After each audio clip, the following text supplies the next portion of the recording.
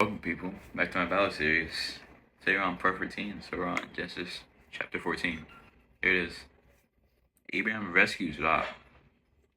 About this time, war broke out in the region. King Amraphel of Babylonia, King Arix, I don't know these.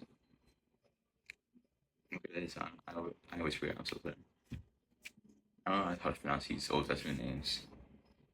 Eric of Elasar, King Chedorlaomer of Elam, King Tidal of Goyim fought against King Beer of Sodom, King Bish of Gomorrah, King Shinab of Admah, King Shemeber of Seboim, the king of Bela, also called Zoar.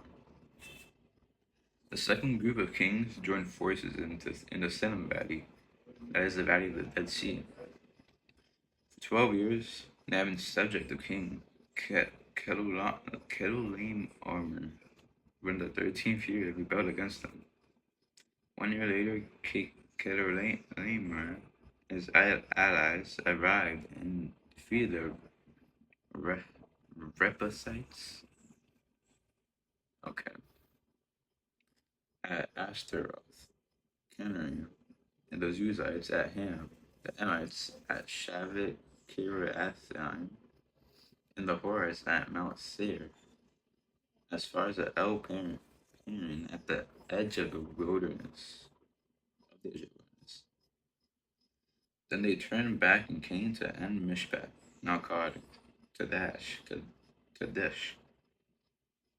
and conquered all that territory at Amalekites and also the Amorites hidden as is on Tamar. Then the rebel kings of Sodom, Gomorrah, Admah, Zeboim, and Bela, also called Zoar, prepared for battle in the valley of the Dead Sea. They fought against King Kedorlaomer of Elam, King Tel of Goyim, King Amraphel of Babylonia, King Arix of Elasar, 4 kings against 5. As it happened, the valley of the Dead Sea was filled with tar pits, and as the army of the kings of Sodom and Gomorrah fled, some fell into the tar pits, while the rest escaped into the mountains. The victorious invaders then plundered Sodom and Gomorrah and headed for home, taking with them all the spoils of war and the food supplies. They also captured Lot, Abraham's nephew, who lived in Sodom, and carried off everything he owned. But what if Lot's men escaped and reported everything to Abraham the Hebrew, who was living near the oak grove belonging to Mamre the Amorite? Mamre and his relatives, Eshcol and Aner, were Abraham's allies. When Abraham heard that his nephew Lot had been captured, he mobilized the 318 trained men who had been born into his household. Then he pursued Kedorlaomer's army until he caught up with them at Dan. Then he divided his men and attacked during the night. Kedorlaomer of armies fled, but Abraham chased them as far as Hobah, north of Damascus.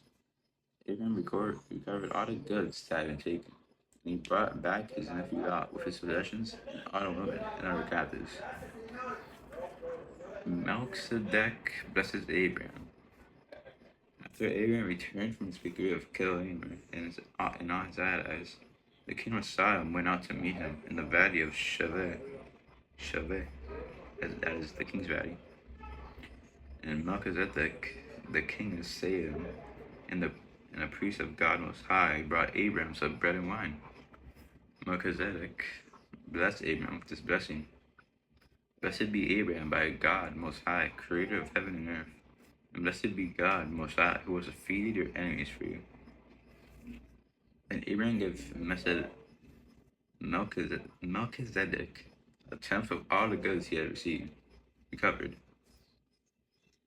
The king of Sodom said to Abraham, "Give back my people who were captured, but you may keep for yourself all the goods you have recovered." Abraham replied to the king of Sodom, "I solemnly swear to the Lord, God Most High, creator of the earth and heaven, that will not take so much as a single thread or sandal bound from what belongs to you. Otherwise, you might say, I am the one who made Abraham rich. I will accept only what my young warriors have already eaten, and I request that you give a fair share of my goods to my allies, Aner, Eshkol, and Mamre.